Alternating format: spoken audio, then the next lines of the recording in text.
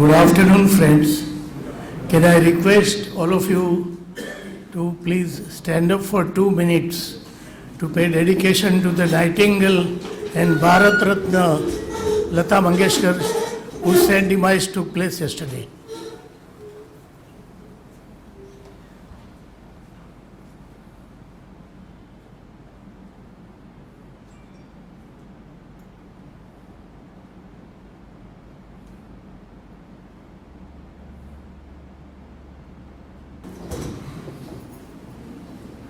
My Vice President, Sri R.M. Kedia, General Secretary of the Association, Mr. Boraji, Mr. Kausub Gokhale, ladies and gentlemen, it is my proud pleasure and privilege to introduce both the eminent speakers today, whom I know and who are in practice of direct tax, indirect tax, and the matters related to finance budget, which is year after year delivered by our finance ministers.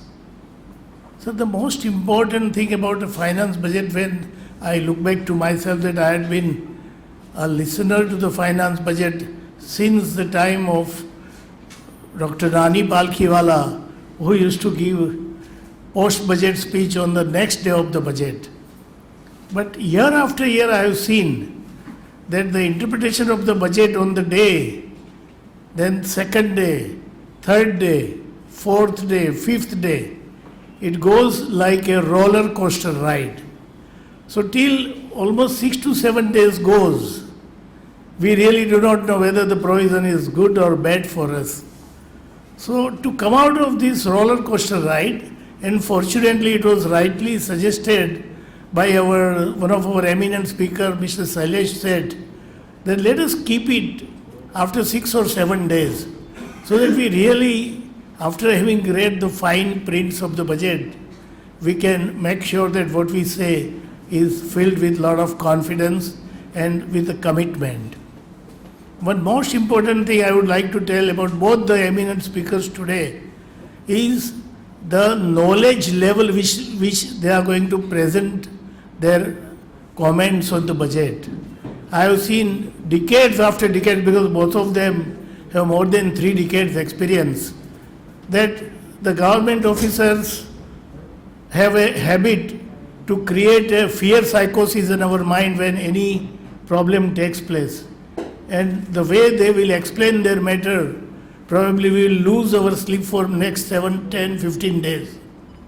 But here we have 2 people.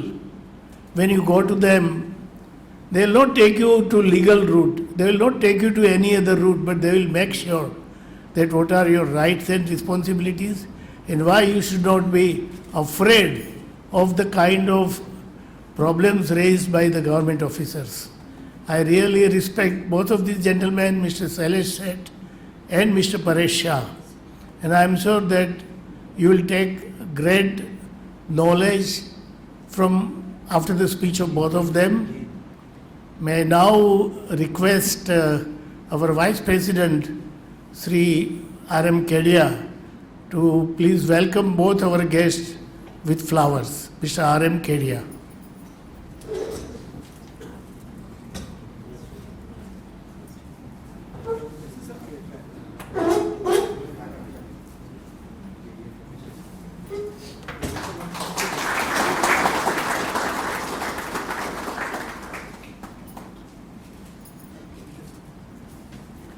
May I also request Mr. R.M. Kedia to welcome Mr. Shailesh Sheth.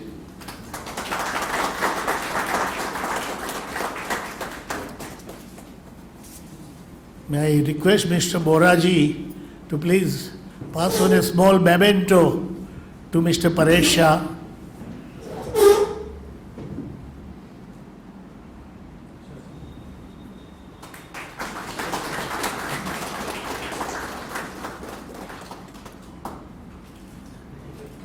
And Mr. Paresh Shah to pass on a small memento to Sri Shailesh Sheth.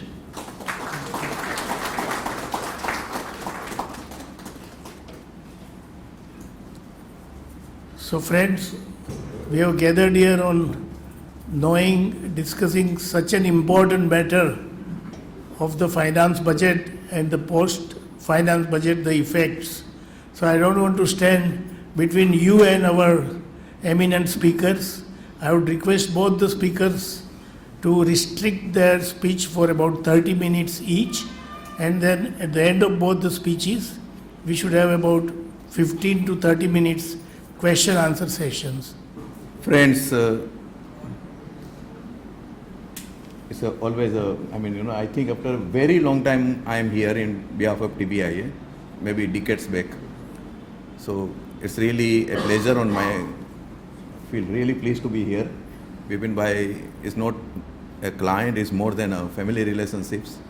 And I was mightily pleased when he told me that he is planning to hold a budget seminar on behalf of TBIA. So dear Vipin Bhai and all the respected committee members of the TBIA and IMC and friends, this budget, I'll not go into macro aspects. As Mary Landrieu said, that budget should reflect the priorities and the aspirations of the people of the society. That is the fundamental for the budget. In the context of the text, I just can't help repeating year after year after year one of my very favorite quotations by Hugh MacLennan when he says that man is a thinking animal, a talking animal, a tool-making animal, a building animal, a political animal, a fantasizing animal, but in the twilight of civilization, he is chiefly a tax-paying animal. So we are all destined to be tax-paying animals till we breathe our last. It has been very famously said, and I'm sure all of you must be aware about it, that death and taxes, it is impossible to escape from it. Nobody can they are inevitable constants in the life. Everything is subject. Heraclitus said, Greek philosopher, that everything is subject to change, right? And therefore you can't even cross one river at one time, also twice. I believe you can't even cross one river one time also. But there are exceptions to this. One is death, and another, in the context of the modern man, it's the taxes. And it's very interesting that the taxes are keeping the company with death. The message is loud and clear. If you want to get rid of tax burden, then you have to die. And really, you have to die. And after that, you are successor. Yeah, success. Because inheritance tax is not there, therefore. So you right from the day, from service tax you see, when the 1994 service tax was introduced, and even under GST, what you will find is, all services relating to last rites like funeral and crematorium, they are all exempted. It's a different matter that the benefit of this exemption or the non-levy of the service tax on these type of services will be enjoyed by the people, the departed soul is left behind. Because departed soul will not be interested in whether he's getting exemption or not. But his inheritors probably will get a respite ke jate jate wo burden nahi chhod ke gaye. So with these sage words, let us see what is there in the budget. Economic Survey 2021 at para 2.12 and para 2.13, these are the only two paragraphs probably devoted to GST. Overall, this is probably the most fantastic and optimistic economic survey I have really ever come across. Rainbow, rainbow in the sky, there are no clouds, and why are you shy, and why are you crying? The message is very clear. Everywhere it is rainbow and rainbow. So Economic Survey 2021 lists out 5 items under the GST and what is happening on the front of GST. One is the GST collection keeping continuous consistent trend of showing more than 1 lakh crore after July 2021. That is one for last 5 months consistently. Increasing collection from GST, that is then contribution of the overall indirect taxes to the gross tax revenue at 29%. This is COVID-related measures which have been taken by the government. So these are the 5 items with the economic survey list out. Important thing is increasing collection of the contribution of the indirect taxes to the revenue, gross tax revenue. There is something which the trade and industry should always keep in mind, because all over the world, governments are now relying more and more on the indirect tax collection for implementing their various social welfare and public policy programs rather than the direct tax. This trend is now being witnessed very clearly This is something to be kept in mind. All indirect taxes are consumption taxes, but it's economic concepts. I will not go into that. But the thrust is on the collection more from the indirect taxes rather than the direct taxes, and India is not an exception on this. So in the coming years or decades, one should not be surprised. The emphasis of the government and its policies, tax policies, more centered over the indirect tax rather than the direct tax. No doubt, in a country of nearly 115 crores or more than that, we have a absolutely abysmal number of taxpayers. So for few years, there will be a policies which would actually try to widen the tax base of the indirect tax also. But as a trend, as a long-lasting trend, probably the emphasis will be more on the indirect tax rather than the direct tax. And today, the prominent being the indirect tax is the GST, which has actually subsumed all the major taxes. In the coming years, it will be a tough fight. It will be a tough calling also. May not happen so easily, but petroleum products and even to some extent real estate transactions also will be coming within the fold of the GST also. So this all going to, so GST will always remain in a transformative stage. Always GST will remain transformative stage. It's not going to settle very soon. It is not settled anywhere in the world. So about 198 international VAT jurisdictions are still trying to grapple with the issues arising from the GST. We are not an exception. So when I say GST or VAT, please take it as a synonymous terms, value-added tax or goods or services tax. Internationally, some countries have called it VAT, like European VAT, New Zealand VAT, Australian GST, like that. Canada is a GST, India is a GST. So don't get confused about that, whatever may be the minor difference between the two. You'll be also surprised to know that at the OECD level and WTO level, already the talks are on for last few decades about can there be other more appropriate alternative to GST itself, and we are still trying to implement the GST. So we have to be, as a businessman, we have to be abreast of whatever is happening on this, because it's directly affecting our business, directly, and our long-term planning. So, and as far as the settling of the GST, which has been introduced in 2017 on 1st July, I'll only sum up in one sentence. If you feel, or if anybody feels, that they have seen everything of GST or worse of GST, you will be really surprised. You have not seen anything of GST. The drama is yet to start. It has started in the right earnest, but the real drama is going to start now. So if you think that in 4 years you have seen everything of GST, you will be very badly mistaken. Okay? So be prepared for all that. Coming to proposals relating to GST, February last budget, certain major changes were carried out in the GST related provisions. Out of that, only 2 provisions were made effective from 1/8/2021 and another from 1 June 2021, and that was section 35(5) relating to the audit by the chartered accountant, so-called audit, because I am very firmly of the view that there was no audit ever in GST. There is no audit under GST by independent professionals. It's only the name given by we professionals to that. Otherwise, there is no audit. So, audit 35(5) and section 44 annual return. So, both have been now made self-certification basis. Your 9 and 9C. Those amendments have been made effective from 1st August 2021. Rest of the amendments were made effective from 1st January 2022. Right? So, I'll be touching upon those because they are intricately connected with the budget proposals.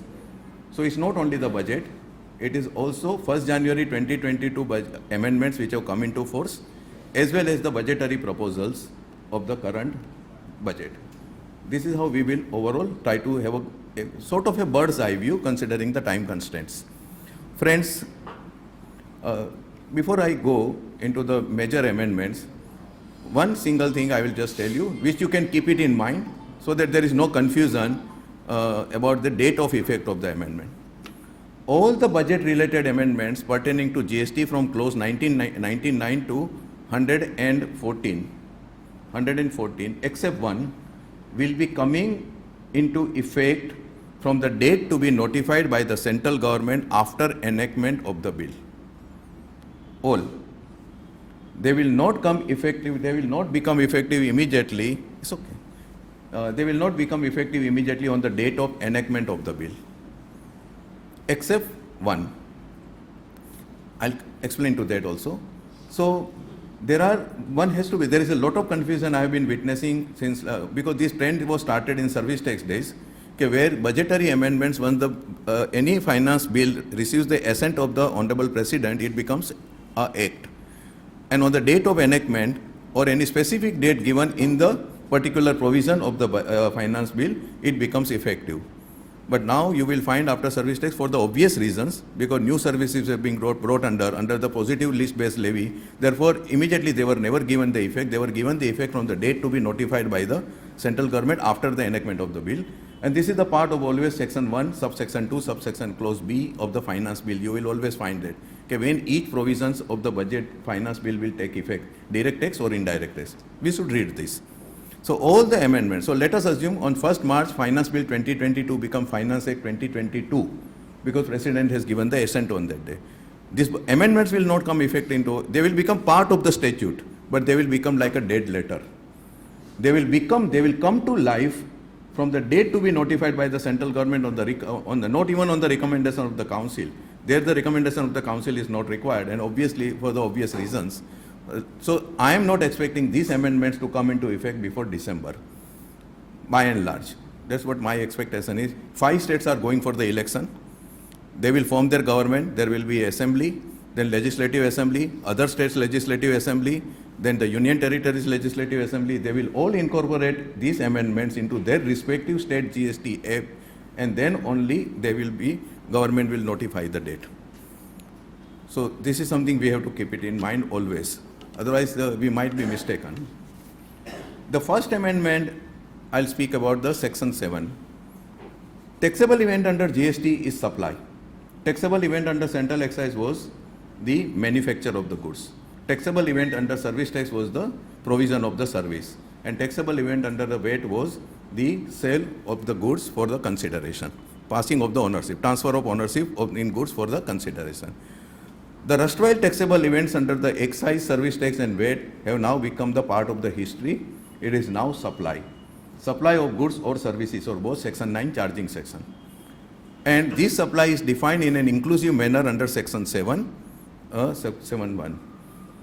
The issue about was the levy of service GST on the entities like societies, housing societies, resident welfare association, associations like TBIA, for that matter Indian Merchant Chamber suppose, or for that matter any professional bodies, including the other industries bodies and members clubs. This was the issue. This issue had in its roots in the VAT and service tax, prominently under VAT.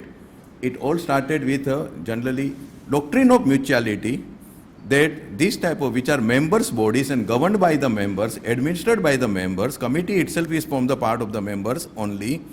They cannot be said to be independent or distinct entity from the entity which is called society or club. So a member, owners club is a different manner. Matosri club is a owners club.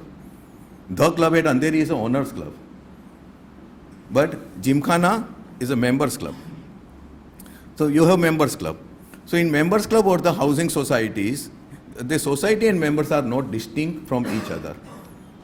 So one cannot supply anything or sell to oneself. Therefore, the question of taxing them does not arise. This is basically doctrine of mutuality. I'm sure you will be all aware of. The issue had arisen in the context of VAT. Issue had arisen in the context of service tax. There were amendments and amendments. In explanation was inserted in June 2005, 16 June 2005 at section 65.105, the defining section. Then again the 65B44, when the negative list came, service definition carried an deemed provision, deemed notional, distinct. This should be treated, unincorporated body and their members should be treated as distinct persons. So, but still the issue remained about the leviability of service tax or VAT on this type of entities. Okay, whether they can be for whatever they are collecting from the members and whatever they are providing in the form of facilities or the advantages. issue went to the Calcutta Club High Court, Honorable Supreme Court in Calcutta Club in October 2019 in one of the most significant lucidly written judgments. The larger bench of the Supreme Court upheld the contention of the taxpayers on behalf of the taxpayer that VAT and service tax is not leviable on the societies or such type of member entities. And it was always on the cards, but then very, very well written judgment. The question had arisen that whether GST, this ratio of the principal in Calcutta claim can be applied under GST, and it can be said whether GST is also not leviable on the societies. And when I say society, it means members, clubs or association, etc. everywhere. I'm not going to say every time, wherever doctrine of mutuality is applicable. It has always been my view that GST is not applicable on societies. Always, from the 1st July 2017 onwards, I've been taking this view. Service tax, we have the same view. Always it is not leviable. Now, there were tug of war going on, difference of opinion have been going on. For some reason, and a very interesting reason, GST Council thought that they might be on a very sticky wicket in levying the GST on the societies. And please, again, I'll repeat, when I say society, don't concentrate only on society. Wherever doctrine of mutuality can be made applicable, I'm talking in context of all, right? In 39th meeting of the GST Council, they took note of the Calcutta Club judgment and they said that it can probably create issues in collecting GST from the societies. And therefore, an amendment is necessary. So that amendment, draft amendment was approved in the meeting, which found place in February 21 budget last year. Section 7 amendment relating to the society, whereby intention is to bring the societies under GST, has been made effective from 1st July 2022. This is the first amendment which has become effective from January 22. And the purpose is very clear. We want to bring such type of entities without any shadow of doubt within the fold of the GST levy. Purpose is very clear, and this amendment has been made retrospective from 1st July 2017. This has been made effective retrospectively. So on 1st January, it came to life. For future, the levy is proposed to be continued, and for past, levy is proposed to be recovered from July to 31st December 2021. This is the twin effect of this. We'll see that what happens next. So this amendment was proposed. Schedule 2, Para 6, Clause B, supply of goods from the unincorporated body to their members. Schedule 2, which is basically a categorization or classification schedule. Please bear it in mind, Schedule 2 is not a deeming fiction. Schedule 1 is a deeming fiction, CGST Act. Even if there is no consideration, certain transactions mentioned in Schedule 1 are deemed to be taxable supply, are deemed to be supply. Schedule 2 is merely classification. Schedule 2 was never and is now also not a deeming fiction. So if tolerance to do an act or obligation to do an act which has been mentioned under Schedule 2, merely because of that reason it was never liable to tax, and it will not become liable to tax unless there is a existence of a transaction or activity which is a supply. A common mistake in last 4 years companies and professionals and taxpayers have been making: liquidated damages, compensation for the breach of the contract, finance companies recovering levy, the penalty or late fee for the late payment of the. These are all instances where this clause has been invoked as if it creates the levy. But where is the supply under this? These were never liable, these are not liable. So it is merely a categorization schedule. So this last para has been omitted. So these two amendments have been carried out. Now, what is without going into the interpretation of that, I will save you that burden. After this amendment, somehow or other I was connected with this entire process of amendment. My view is this, even after this amendment, whereby some sort of a deeming fiction has been introduced under Section 7, so as to treat the society or similar bodies and their members as distinct person, is not sufficient to bring such entities within the GST. So even after these amendments, it is my personal view that such society, members club societies, resident welfare association are still outside the purview of GST. They have not been able to take care of the business definition, they have not been able to take care of consideration definition. And then there are other aspects of these issues which are too intricate and too complex. So this amendment does not really take the department's case further in levying the GST on this society. Then that is one part. Second part is, assuming the validity of this levy, what about the past? Future, obviously, society will pay, entity will decide to pay, entity will pay. In case of society, there can be issue about the valuation also, corpus fund, sinking fund, repair and maintenance fund, the charges which are paid to the government authorities, municipalities, water taxes, can they be treated as a reimbursement, whether the agency principle will be applicable so as to take the deduction of that. These issues will arise the moment you actually accept the validity of this levy. However, as far as the past is concerned, obviously those societies who are otherwise liable but have not beyond 7,500 per member or any member or 20 lakh total collection beyond 20 lakh, definitely department will be acting against them. Retrospective amendment of this definitely is susceptible to very, very serious challenge. It is being challenged, it will be challenged. And I personally see no case for the retrospective amendment validity in this particular case, considering the checkered history of this entire issue going on in this country for more than 35 years, more than 30 years. This is absolutely unreasonable, unjustified retrospective amendment, number one. The retrospective amendment also vindicates the stand, not my stand, I'm not the only one, there are quite a few who have been taking the view, and it vindicates the stand that GST was never leviable on the societies after 1st July 17. Otherwise, there was no need for the retrospective amendment. This clearly vindicates the sense that there was no levy. Right? So, retrospective amendment validity is one question. Can the interest be made liable to be paid? Suppose the levy demand is raised. Obviously, they will be demanding as an interest. When there is a retrospective amendment which is intended or which creates a levy of the GST on a particular activity or transaction, no interest can be demanded. It's an absolutely dispute-prone point. Star India Private Limited, Supreme Court, 2019 judgment on this. When there is a retrospective amendment which creates the levy, interest cannot be demanded. And this principle holds good not only for this particular case, in all cases where the levy has arisen on account of the retrospective amendment. For the same reason, penalty cannot be imposed.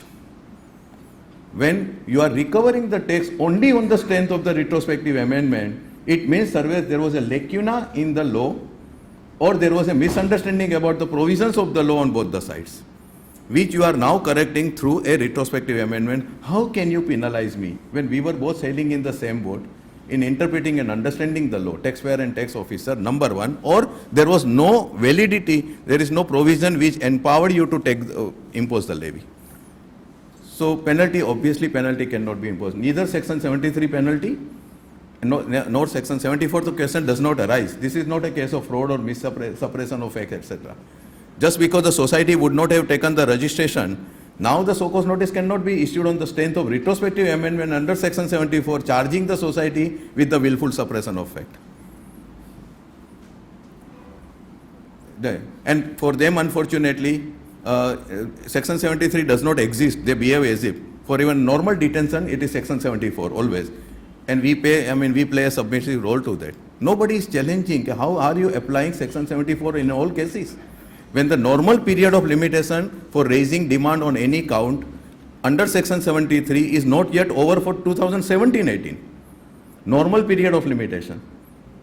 It is not over for 17-18. How can there be a 74 section automatically to be invoked? I am not saying that 74 section cannot be invoked even if the demand is within normal period. There can be a fraud yesterday also, but then there has to be evidence.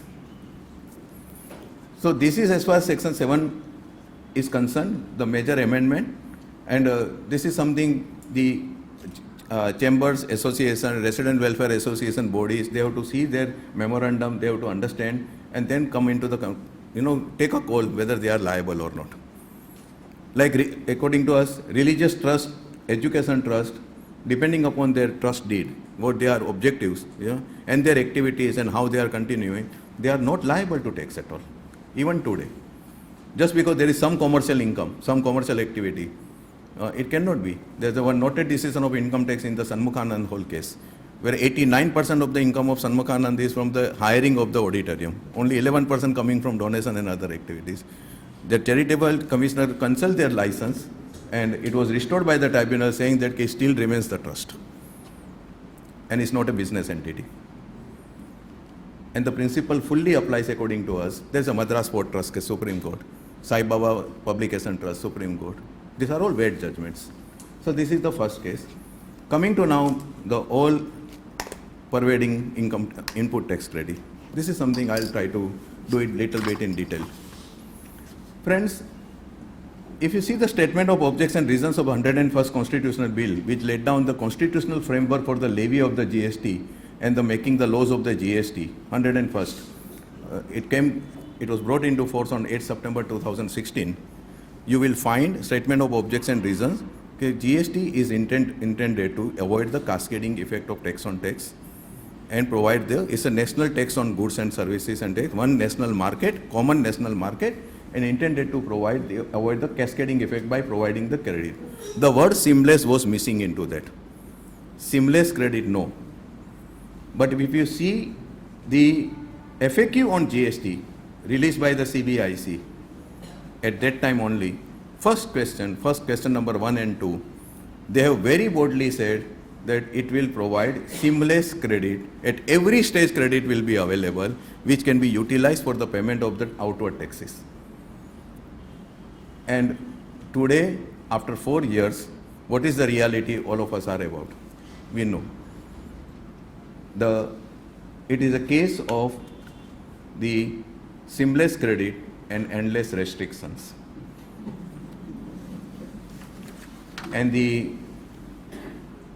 story goes on, it continues in this budget also. Section 16 subsection 1 says every registered person shall be entitled to take the input tax credit on the inward supply of the goods or services or both to be used or intended to be used by him in the course or furtherance of the business. Okay? So every registered person is entitled to take the credit, subject to such restrictions as may be prescribed. And as may be prescribed is not there, under section 16.1. It has its own significance. Then you come to section 16.2. What are the existing conditions of section 16.2? Prior to 1st January 22. 4 conditions. Taxable person should have received the tax invoice. He should receive the supply of the goods or services or both covered by the tax invoice. The supplier should have paid the tax either by cash or from the admissible ITC on the supply made by him and covered by the tax invoice. And fourth, the recipient should have filed the return under section 39, that is GSTR 3B. He should have filed the return. These are the 4 conditions to be entitled to take the ITC. These are original conditions when the GST law was introduced. 1st January 22, one more clause has been inserted which has become effective, clause AA, small clause AA, which says the details of the supply should have been filed by the supplier, which is obviously GSTR 1, section 37, and such details should have been communicated by the portal in the manner prescribed, that is GSTR 2B. So supplier should have filed the return and such details should have been communicated via portal to the recipient. This is the 5th condition. And what is now going to be the 6th condition in the form of clause BA, small BA, which is being inserted, that the credit shall be available to the recipient as communicated to him, subject in the manner under section 38, unless it is restricted. So if the flow of the credit from the supplier to the buyer is restricted at the first stage itself, then no credit will be available even if the transaction is genuine. Under what circumstances there will be restrictions, I'll come to that. Section 38 has been completely substituted by new subsection 38, and the powers to restrict the flow of the ITC from supplier to buyer wholly or partly are being taken vested in the central government on the recommendation of the council, whereby they can restrict, they can choke the pipeline, or they can decide how much water will flow from the inception stage to you. That will be.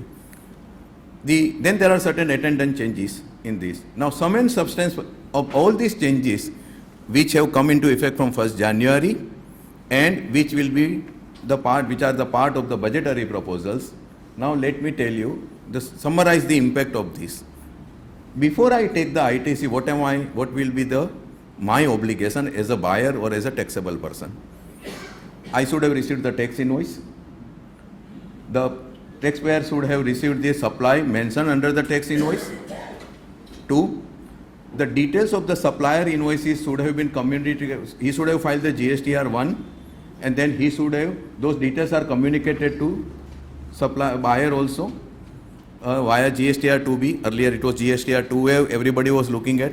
Now, Rule 60, Sub Rule 17, 7, it has been made compulsory, 2B. So via 2B, and this will be all coming into force later on. So this should have, under 2B, the details should have been communicated. Here also, if you think now everything is fine and hunky-dory, I can take the credit, no. At that stage, or maybe later on, if the supplier has not paid the tax, either for some genuine reason or fraudulently, then also your right to avail that ITC is gone. I mean, it can be challenged, and all the cases are happening on that count right now. For 5th, the new condition which is proposed to be inserted, that the credit is not restricted under section 38, that is new section 38. The credit is not restricted wholly or partly. So it is government which may decide how much credit will be available to you or whether it will be available at all in a given circumstances. And the 6th, you should have filed the return. Recipient should have filed the return. Buyer should have. The last clause, that is D, subclause D of section 16.2 does not pertain to he, the word he in that clause does not pertain to supplier, it pertains to buyer. Again, a common misunderstanding about the interpretation of this law.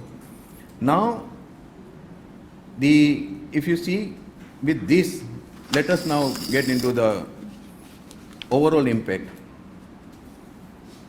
On one side, there was 16.2C, which spoke about suppliers paying the tax, then only buyer getting the credit. That was one part of it. On 9th October 2019, by notification 49 by 2019 Senator Tax, Sub-Rule 4 was inserted under Rule 36. Restricted credit. If certain invoices are not reflected, the buyer will get only restricted credit, which was 20% of the reconciled credit, or then there it became 10% and then it became 5%. That was original Rule 36.4. This Rule 36.4 has now been substituted by a new Rule 36.4, Sub-Rule 4 from 1st January 2022. The notification number 80 by 21 and dated 29 December 2021. So effective from 1st January 2022, Sub-Rule 4 has been completely revamped. And it has been now made in tune with the new section 16.2 and the amendments thereto, and in tune with 38. The question was whether 36.4 was, till the time it remained in force till 31st December, and here, that was whole raging war in the context of 3B versus 2A. And I am sure some of you might be facing the heat on that count. 2A versus 3B, standard audit objection, standard departmental objection, standard section 62, scrutiny of written ASMT 10. 12 parameters, out of that one parameter, 2A versus 3B mismatch, please reverse the credit. Okay. So, this 36.4, I've been always very clear in my view, and today also I'm clear in my view. Original 36.4 was an illegitimate child or orphan child, whatever you want to. It had no parents. The parents are now found now. When it took birth, it was an orphan child. Okay. So 36.4 had no legitimacy. It was an illegal piece, outright illegal piece of legislation. Incidentally, I have never allowed my client to follow the 2A versus 3B. Never. Either you take full credit or you don't take the credit. But don't get into this 5% and 10% and 20% business. And if later on in the genuine transaction, supplier then corrects the mistake and uploads the invoices which he had not been able to upload for any reason, then don't ask me then how much credit I can take in the next return. I don't have any answer till date on that. Earlier, like a good compliant taxpayer, you are taking only 5%. Because of 5 invoices of 3 suppliers have not been reflected. Out of that, one supplier again uploaded 2 invoices. Out of 3 invoices which belong to him. How much credit will you take? What about that 5%? What effect to be given? I have no answer. So it was a straight case, either follow or don't follow. Right? Then, and there are challenges which are already there on the different high courts, challenging the validity of 36(4). Another thing is 2A was always the part of the original enactment. If you see rules, then you will find Rule 80. If you see CGST rules 2017, 2A was always there. It is after the 36(4) was introduced in October 19, suddenly people became actually aware of, oh, there is something like 2A. Otherwise, between July 17 and October 19, who was bothering about 2A, looking at 2A, whether my invoice is reflected on the 2A or not? Neither you nor the department. And 2A is a dynamic return. 2B is the static return. So every single moment, 2A return details can vary. The first thing when any demand is raised on account of 2A versus 3B, and amount is mentioned in the ASMT 10 by the audit also, first thing a taxpayer should do is to ask him to give the details of the transactions involved into this difference, then only I will reply. You are not supposed to find out that invoices which were not reflected on 2A. It is their job to say. And ASMT 10 is not a demand. It has to be followed by section 73. So that is one part. Then we come to 2B. The other is about section 75(12). There is a explanation, subsection 12 has been inserted from 1st July 2022 in section 75. Section 75 is the general principles of which will be made applicable. The purpose of section 75(12) is about recovery of the self-assessed tax. If there is a self-assessed tax which is actually declared in any return, it becomes your sacrosanct permanent liability, even if there is a mistake. That is what the section 75(12). They have taken some cue from the Madhya Pradesh High Court in Kabir Realty case. Okay, once the SSC is declaring the liability in the GSTR 1, then he cannot go back and no, I am not liable to pay this. It is a self-assessed tax. Be very careful when you file GSTR 1. Now, what has been now done, that there is now provision about, the board has said that if there is a mistake in declaring the self-assessed tax liability, by circular dated 7 January 22, 01 by 2022, the first circular, it is instructions, you will find it under the instruction head in the portal and not under circular or order. So 7 January 2022, board has said that before initiating any action under section 79 for the recovery or garnishee provision for non-payment of the self-assessed tax in terms of section 75, the officer should send a letter seeking the explanations from the party, and if he fails to reply, or if he is unable to explain, or his explanations are not found satisfactory by the officer, then only the recovery action under section 79 should start. Automatically, section 79 action like bank attachment or the garnishee provision, telling your bank not to give the money or your creditors not to park with the money, that cannot start merely on the basis.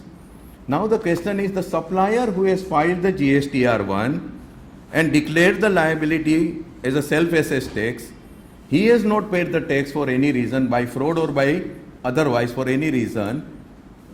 Isn't this very section not apply, will not be yet apply to the supplier also? Because supplier is also a taxpayer, buyer is also a taxpayer, buyer is being denied the ITC because supplier has not paid the tax for any reason. If any action under section 75 is section 79 is taken against the supplier, and if the department is able to recover the money from him, then it will not be the double taxation. You are denying me the ITC, recovering the ITC from me because supplier has not paid the tax, and you are also later on able to recover the self-assessed tax from the supplier also. That is the second part of this. I have something more to say on this, I will come to that also. That is second part of it. The third part about this entire controversy is that the entire furnishing of the details is fine. It's a supplier has to furnish, every taxpayer has to furnish. But the communication of that details is via portal. almighty portal. It is much more powerful than almighty God. In the GST, we have a hierarchy of the entities. Who is powerful? And in that hierarchy, probably, unfortunately, it appears that everything has gone into reverse direction. Because there are 4 entities who are controlling all the affairs. Jurisdictional departmental authorities, GST Council, GST and Portal, and Parliament. 4. In the context of GST, Council is practically like, above Parliament. Superintendent is above Council. And Portal is above everybody. So the portal will not allow you something to do, even if there is no authority for that under law. The latest functionality issued, made activated for the interest purpose. Automatic computation of interest for the late payment of the tax. In January return, when you are filing in February, if any past liability is discharged by you, which is declared in the return, and along with that, automatically there is a now functionality made available that you can segregate that amount in a different column. I don't look into technical. I belong to the Stone Age and Neanderthal Age in this aspect. I don't belong to this. But anyway, so that interest, then they will compute the interest. It is as if it is automatic.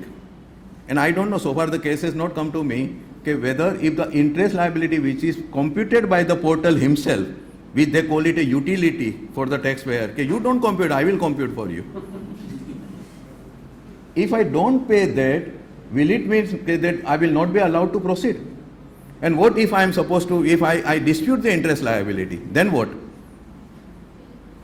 I can give you a number of such instances where portal is simply deciding and implementing. So what they have to, in between there was a warning.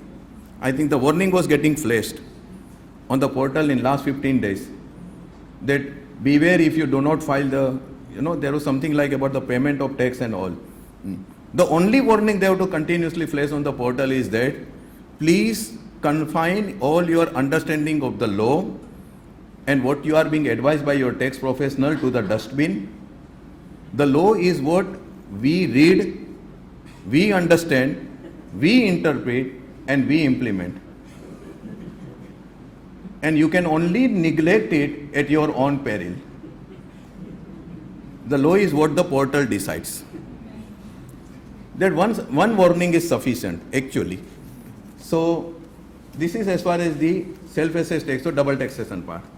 Coming to 36(4), there is absolutely, as of now, do not appear to be any protection against the bona fide errors on part of the supplier. There are cases and cases where supplier might have even mentioned the wrong GST and number in the tax invoice. And these are cases now coming up. There could be. And what about the GST portal on technical glitches whereby the details could not be communicated? Please understand, GSTR 2B like GSTR 2A is an auto-drafted statement. It is an auto-populated statement which the portal will generate based on the details furnished by the supplier taxpayer. And they will be communicating to the buyer. The taxpayer has no role to play on this. There is no obligation of him to do. He is a mere recipient, that's all, of the details. If there is any lapse or any problem on the glitches into that, then how can I be denied the ITC because of that? Because the details have not come to me. And if that happened, where do I go?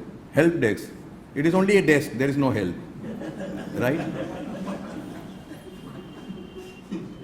And here one practical thing. I've been saying this for 4 years from the very first day also to everybody. Whatever worth is help desk is, any problem in not able to being filed the return because of the system issues and everything, wherever you come across any problem, particularly where there is a due date, please take the screenshot and take the printout and put it. You will have some 3-4 box files in a few months maybe, you never know. But take the printout of that and immediately write to your range superintendent. Without fail, and give the case, this is what the problem you have encountered, whether it is non-ability of filing the return or payment of tax or whatever. Do it on a compulsory, tabulate it, mark it with the time, date and everything, take the screenshot Take the printout and put it in the file. Wherever necessary, send it to the jurisdictional superintendent and put it on the records. Always. It will save you maybe huge demand in later on. Make it a practice. This should be a practice. I can see that most of you people might be at the implementation level of the GST. I can see your faces. Okay, you are probably implementing the law, right? You are making the entries. Therefore, I am just telling you this. Next is the new, coming to the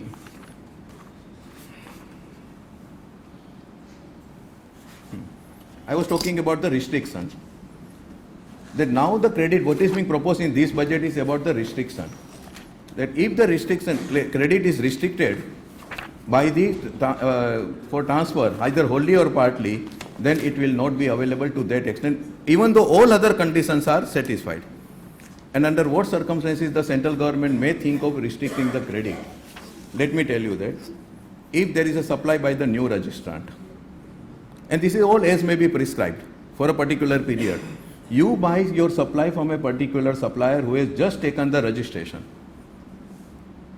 Central government may notify those type of new registrants, either as an individual or class of persons, for a prescribed period, that on suppliers, these type of suppliers who have just taken the registration for 1 month or 2 months or 3 months, no credit shall be available to the buyer, even if everything is genuine. They can restrict the credit in case of new registrants from the supplier to the buyer. First. 2. Supply by registered person has defaulted in the payment of tax and such default has continued for a particular period. If on the supplier side, the default has continued for a prescribed period, suppose prescribed period is 3 months. If that default has continued on the part of the supplier for 3 months, then central government, if they have notified, then that supplier practically will become blacklisted for availing you the credit by you, if they notify it. Third, where the output tax payable by the supplier during the prescribed period exceeds the output tax paid by him. Suppose in 3 months or 6 months, the supplier is showing that this is the output tax payable by me as per the GSTR1 return, and what actually he has paid is lesser than what has been shown as a payable in this 3-month period, even he can become, I will call it for the simplicity's sake, blacklisted supplier, and credit will not be available to you. Fourth, where the supplier has availed the credit in excess of ITC that can be availed by him by prescribed limit. If supplier has availed, not you, if there is a, suppose he is available, entitled for 100 rupees credit and 80 rupees credit and he has taken 100 rupees credit, and if this prescribed limit is at 10%, and if it goes beyond 10% because 20% is the difference, right, that supply can become also an invalid supply for you to take the credit. If there is any such prescribed. So he is taking excess ITC for whatever reason, or whatever is considered to be excess ITC from the department or government perspective, and the credit flow to you can be choked. Next, where the supplier has defaulted in for discharging the tax liability under subsection 12 of section 14(9), which is now being inserted, and the section 49(12) another obligation is being put, then again in that case also credit may be denied to you, flow can be restricted. And the fifth one is in case of any such class of person which may be prescribed. In all these cases where if it is prescribed and in whatever manner prescribed, the particular supply from those suppliers or that particular supplies may become ineligible, the credit will not be available to you, either wholly or partly. And if you think that at least now my plight or my misery will be over, you are still mistaken. Please wait. What I am going to say next. So we talked about entitlement and availment. We talked about the reversal. We talked about the availability of the credit. System will decide how much credit will be available to you, right? Then restriction on the transfer of the credit from supplier to buyer. Now we come to the use of the credit. Government has empowered itself to prescribe on the recommendation of the council, right, whatever it means, right, to actually restrict the use of the credit. that how much, this much percentage will be paid by you in cash, even though credit is available. Right now it is rule 86B, 1%. Right? Most of you will not be even aware about that. Right? That has been 86B, that 99% you have to return 1% ITC. That rule is again another classic case of illegitimate child. It has no parent in the form of act, which is now found in the amendment. I'll come to that amendment also. So that is use of the credit. Okay, how much you can use from the ITC. It is your money lying in bank, but spending will be controlled by me. Okay, whether you will be able to spend or not.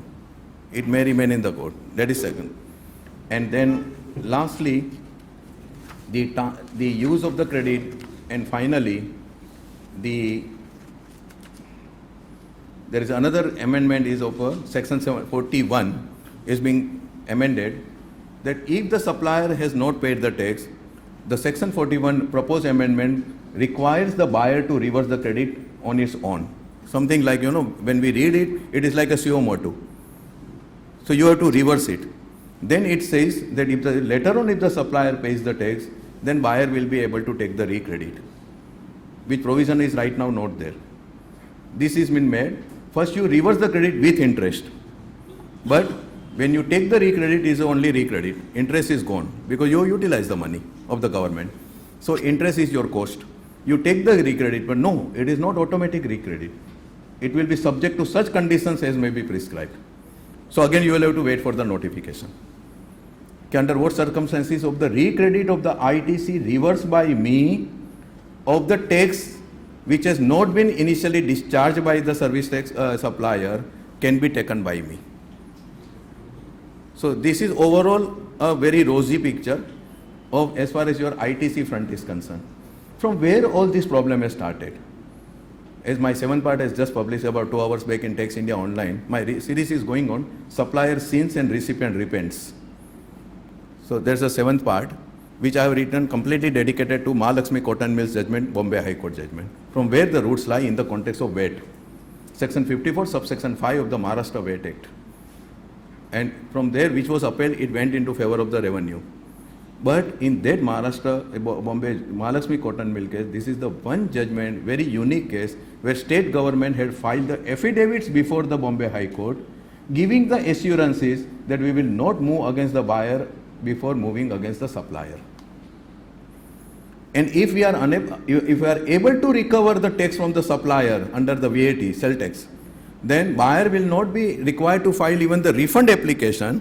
They will be given automatic refund. And if there are more than buyers involved into this entire problem, then proportionate refund will be given.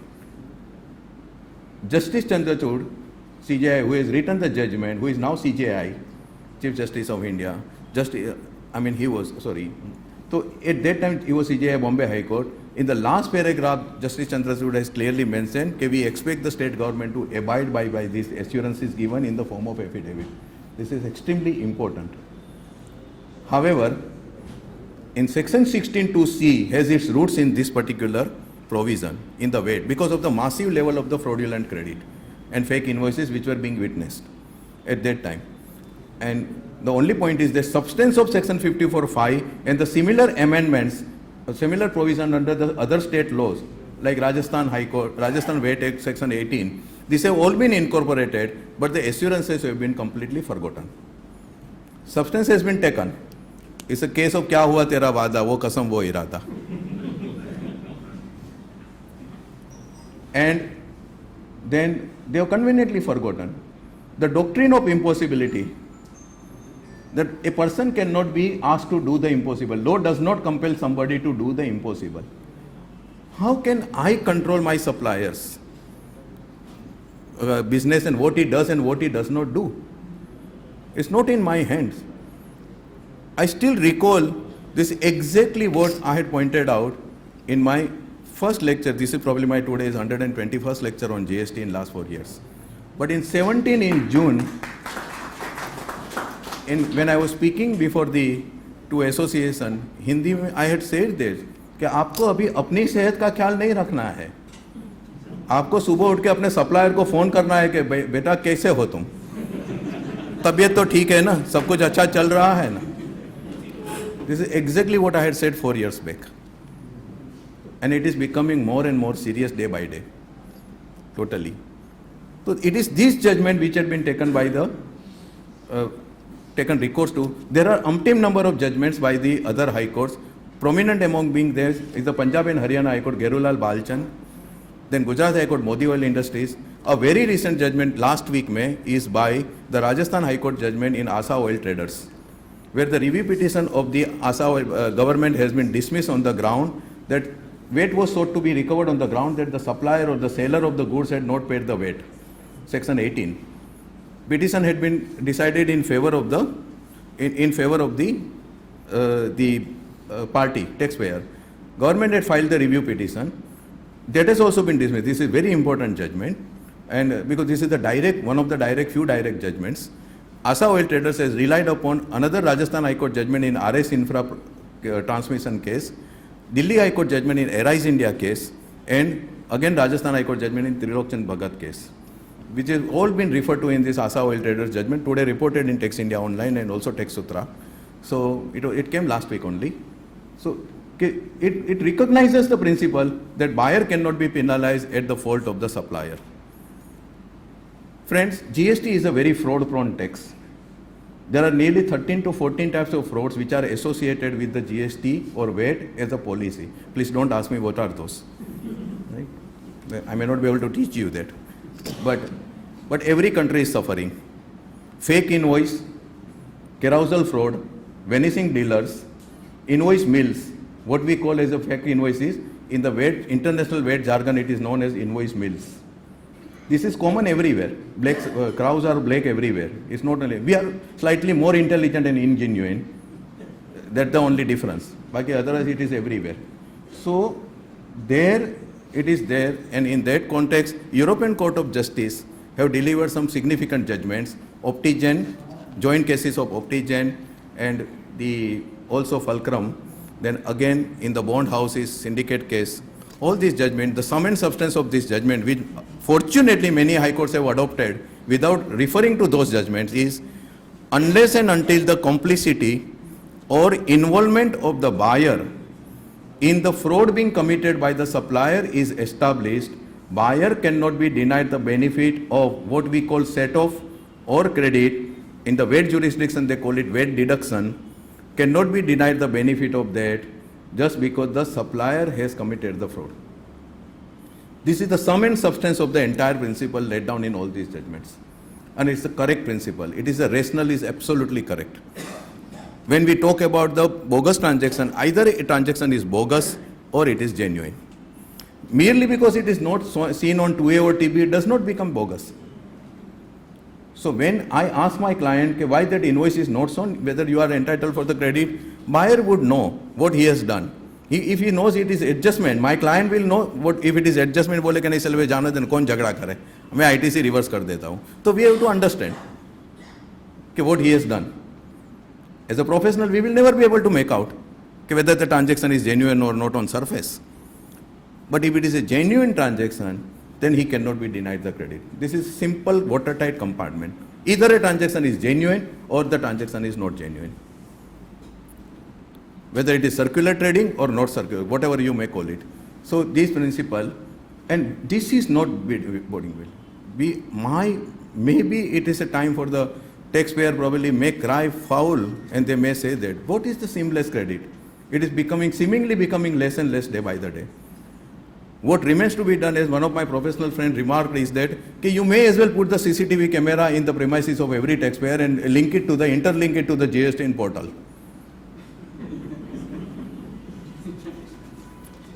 Or otherwise you simply take away ITC. We don't want ITC at all.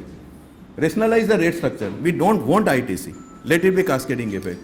मुझे तुमसे कुछ भी ना चाहिए, राज कपूर मुकेश. मुझे मेरे हाल पे छोड़ दो.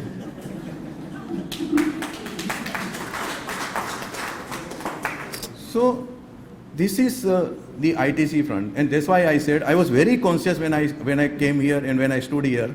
I was very conscious that I will be opening the Pandora's box. I was very conscious of that.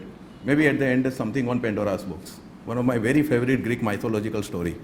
So, but this is what about this. 7512 I have already taken up. 7512 basically empowers the officer to recover the self-assessed tax from the GSTR1 declared by you, but not paid, by resorting to section 79. 79 section in terms of 7512 for self-assessed tax will lie for assessed tax for interest but not for penalty. Obviously, there cannot be penalty in GSTR1, which you will be reflecting. But 79 itself is wide enough to cover penalty also. Coming to I was talking about how much money you will be utilizing from the ITC and how much you will have to compulsorily pay in cash. That is under section 4912. The new section 4912, it empowers the government to restrict the flow of the ITC.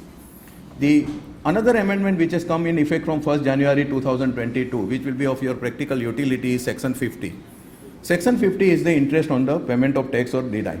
Section 50 subsection 1 speaks about the interest at 18% on the delayed payment of tax, where the proviso was added effective from last year, whereby it was provided that whatever delayed payment tax, if you pay it in cash, then only it will be required to bear the interest. If it is via ITC, which was available to you, it will not be, interest will not be chargeable. Retrospective amendment. Now, another retrospective amendment under section 50, subsection 3, existing subsection 3 provides for the recovery of interest at 24% on the ITC which is taken in excess or undue in terms of section 42 or section 43. Section 42 and 43 are matching concept, right?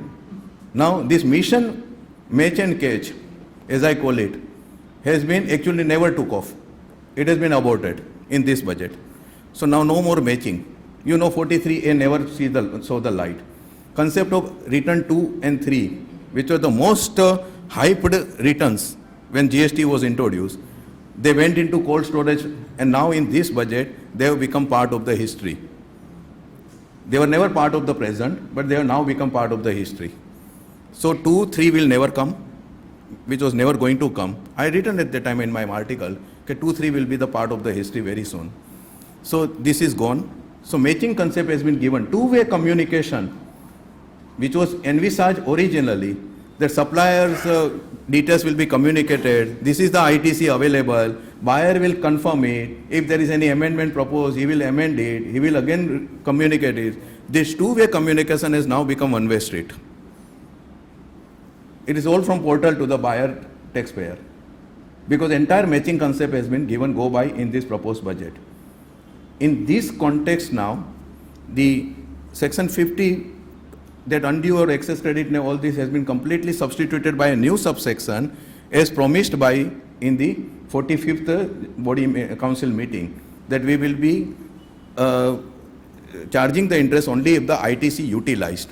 Wrongly availed ITC is utilized. If wrongly availed ITC is not utilized, then interest will not be charged. This has been given effect by way of a substituted subsection 3 in section 50 by this budget, and another 24% rate of interest is brought down to 18%. Importantly, these are retrospective amendment. Subsection 3 is a retrospective.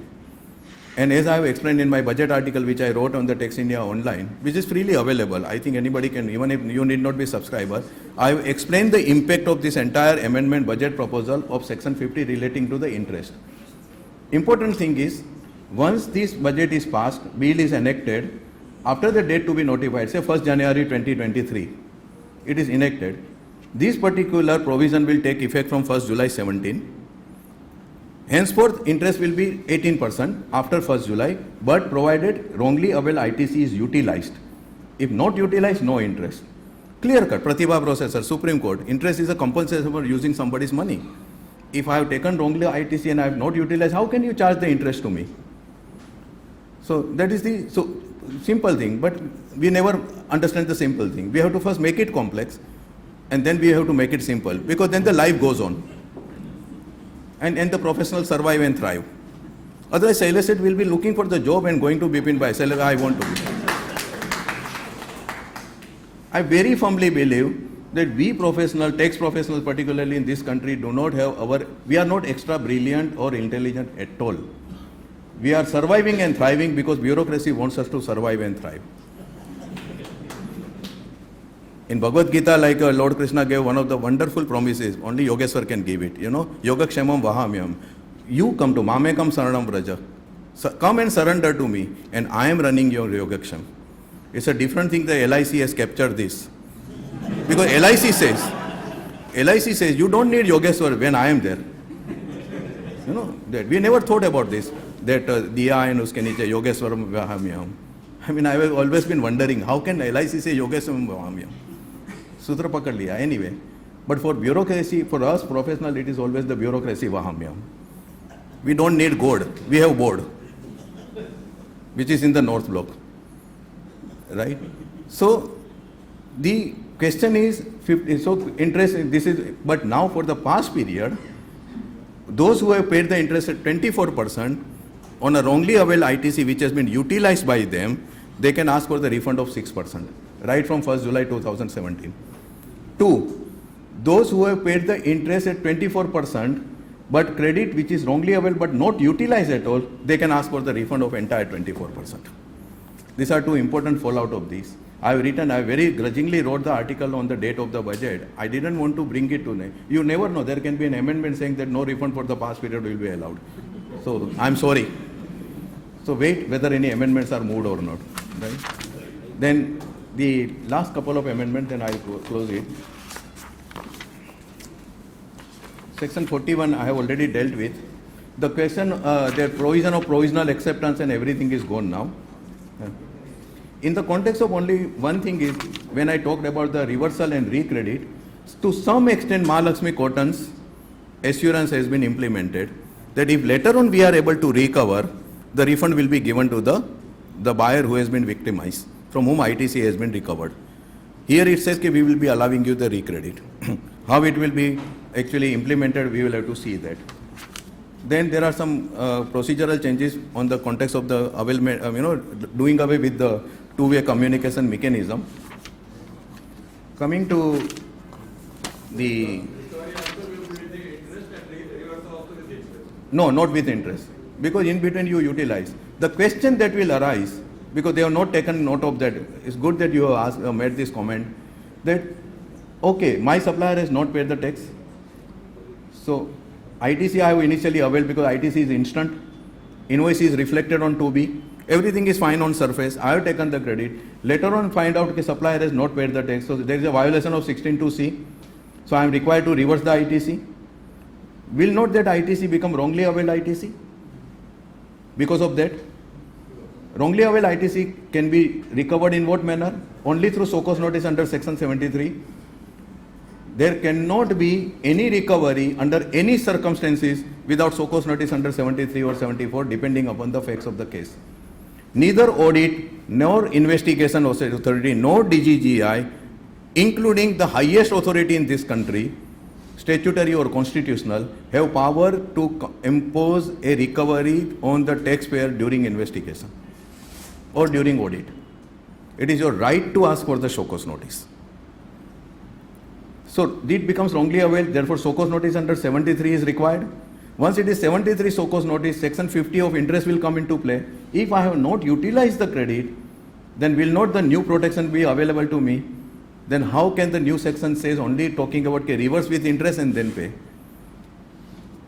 In my opinion, even in such cases, interest liability can be challenged. But if it is payable, it will not be given back because you utilize the money. Then the last part is about refund of tax. There are only two amendments I will be talking about. Refund of tax. In refund of tax, there are three amendments.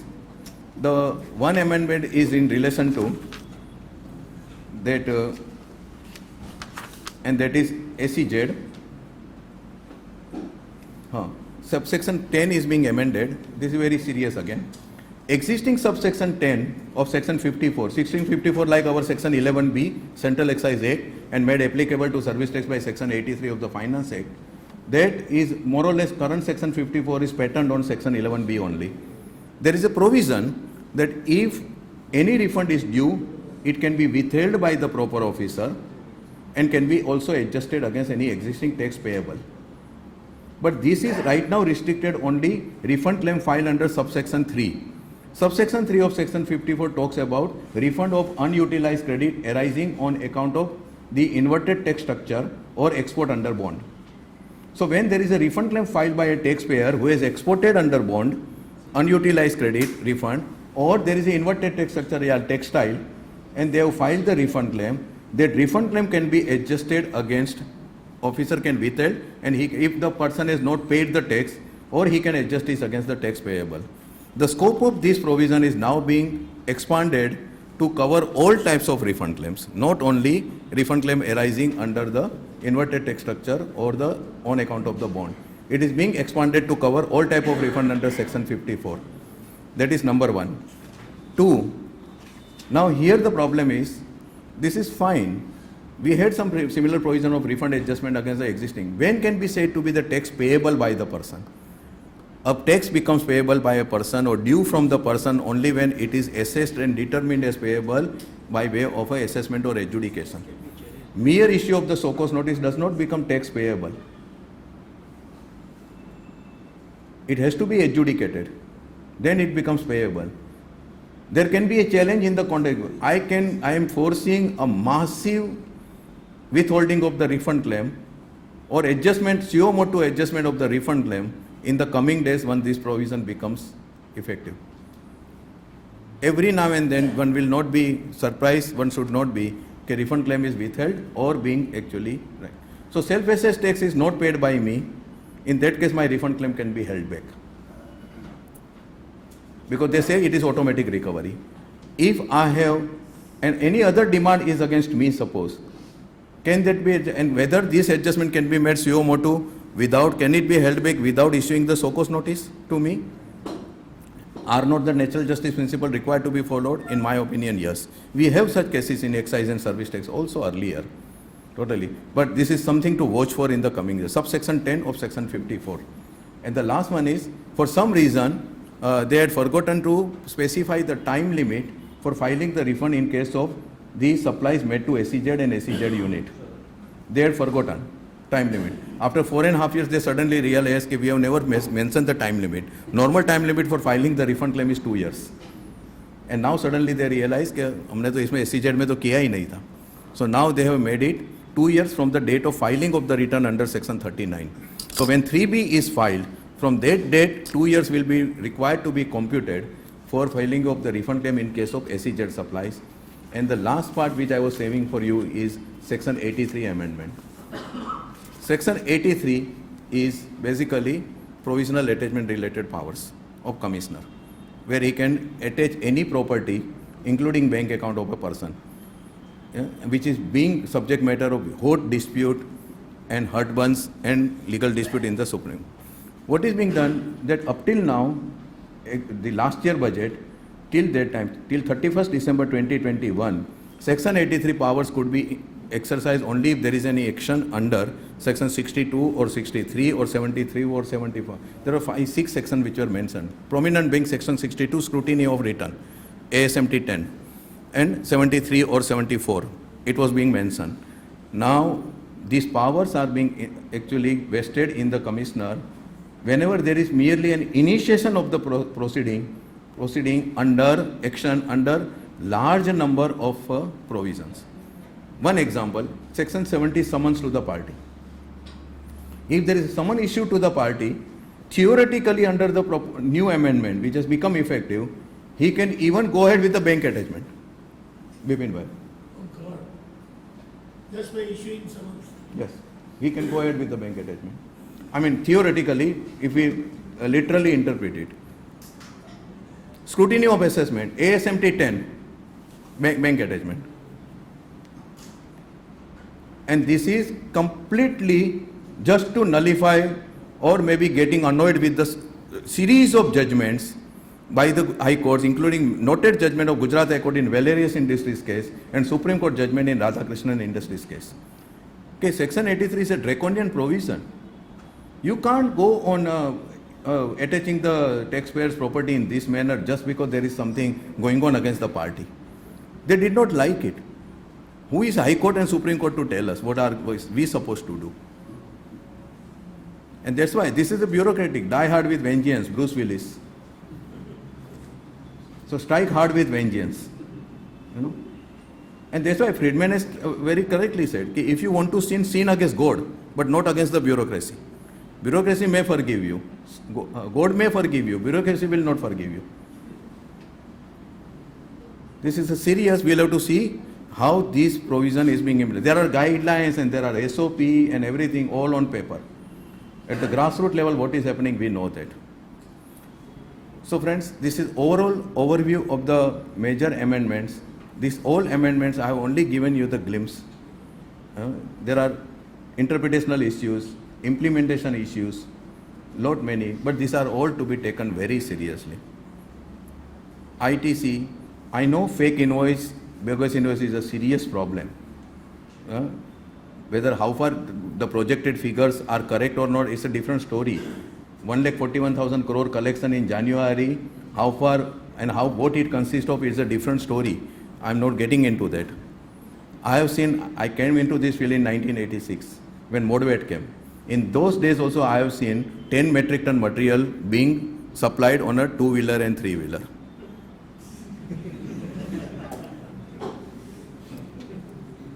So nothing surprising here ultimately. From Modvet to Senvet, Modvet was the grandfather, Senvet is the father of current ITC scheme. We have seen it, but never in the board, Central Board of Excise and Custom, in excise and service tax, never ever thought of introducing a provision that your Senvet credit or Modvet credit will be hinging upon your supplier paying the tax. Was not the board aware of? We are still fighting the cases of 20 years and 15 years cases. Was not the board aware of what is happening? On a policy level, on a principle level, there are three ways by which GST or VAT principle policy can be implemented. Capital subtraction method, capital addition method, subtraction method and invoice credit method. All countries have adopted invoice credit method. Whatever is tax paid is on invoice, whatever you show that you pay, that tax is available by way of a credit to the buyer.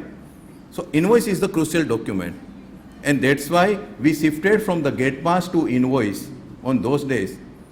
Your Janma Kundali, horoscope ki tarah itna bada dikhta hai wo. There was a reason behind that. So it is always invoice credit method.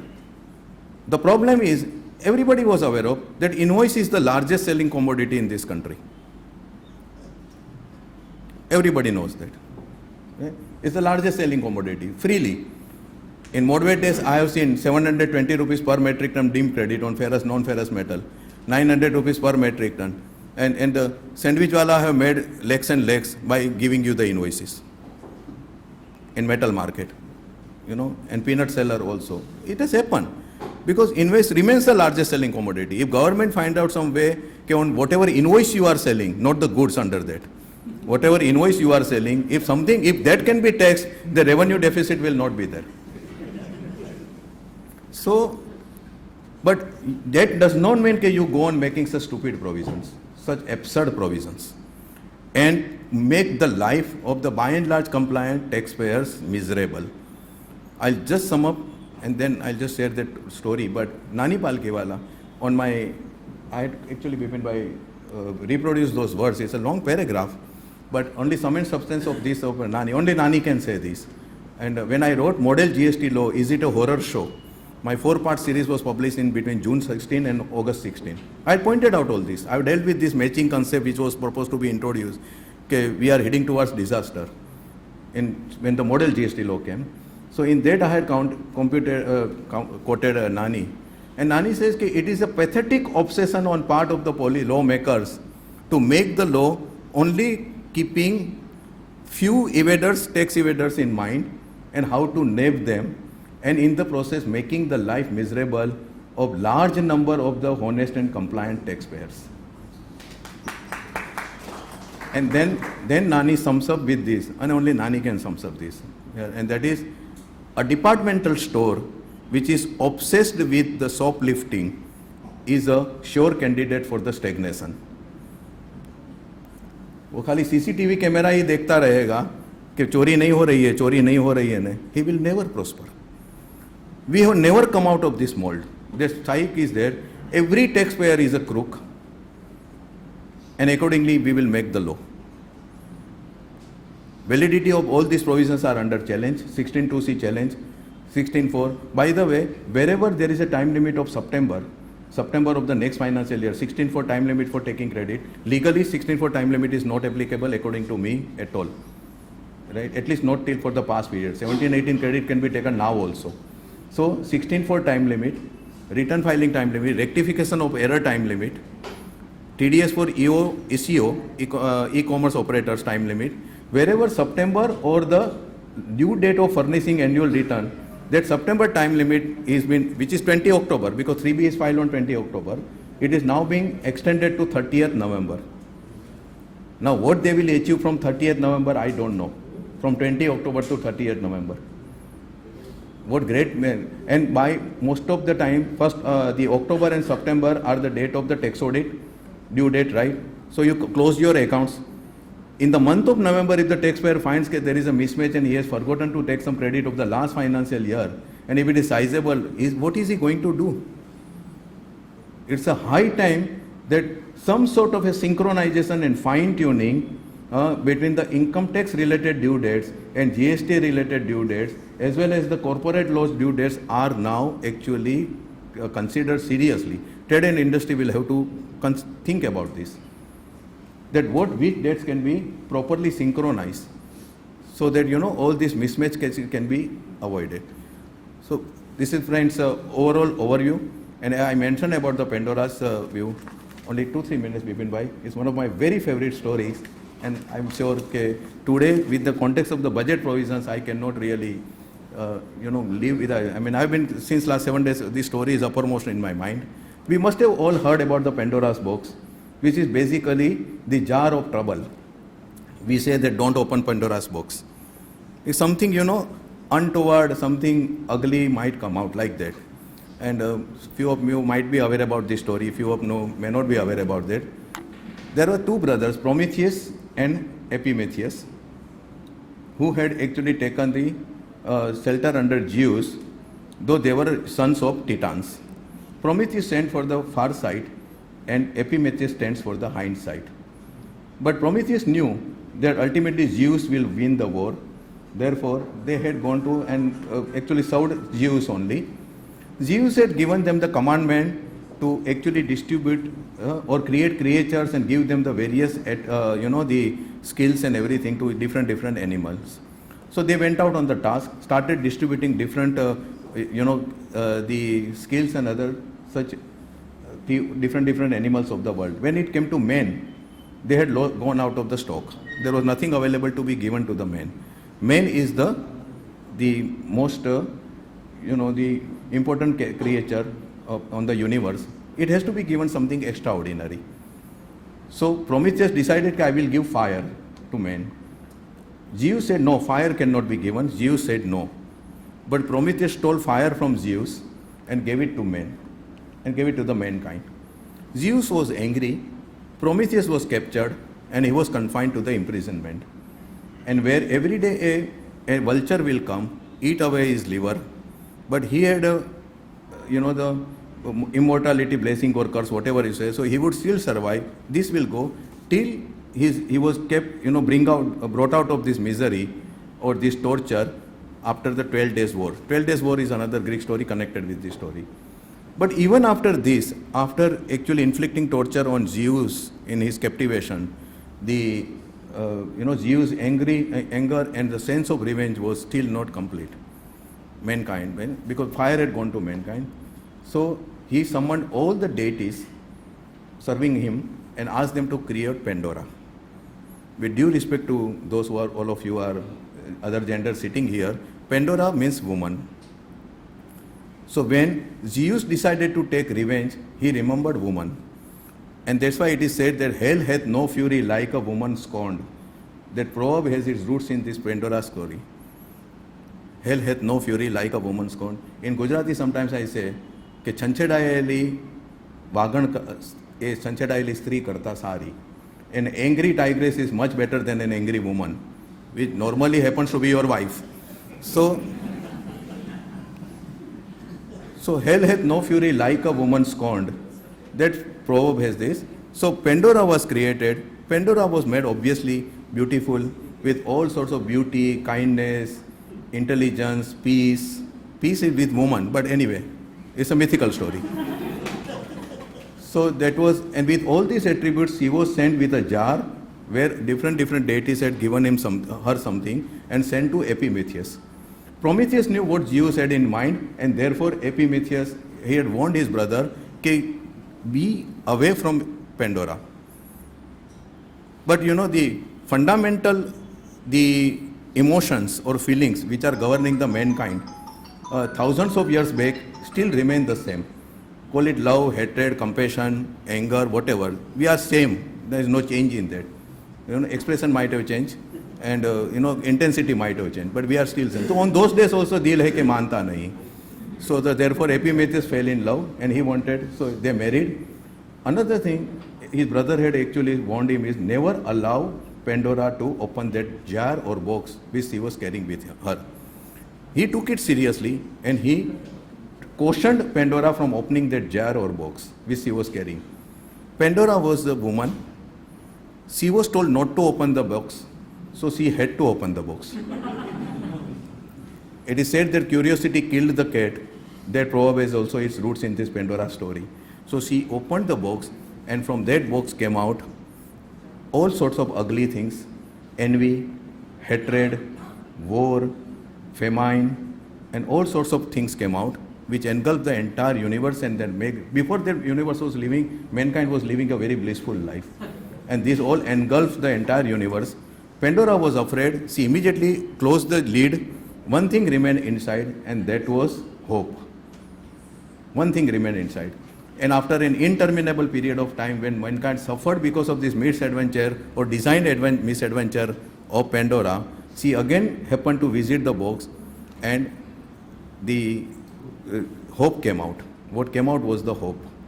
And that's why it is said, when you are living in miserable times, when you are facing the difficult times, it is the hope which will actually be your support, and you will survive on the basis of hope. We have all seen this in COVID-19 also.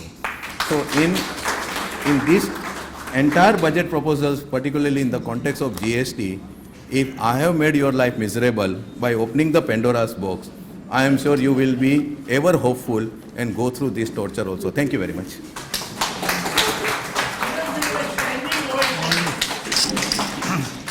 I'll be only taking 1 minute of yours.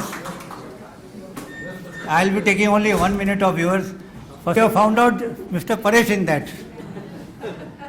Mr. Paresh, we have found out you. Hope is Mr. Shailesh. Hope is Mr. Shailesh. So I am not going to take much of your time. First of all, thank you, Mr. Shailesh, for giving all sorts of humor in this is such a dull subject. So thanks, Mr. Shailesh, and thanks to Mr. Shah also, and thanks to our Mr. Bipin Shah for bringing two jewels for TVIA.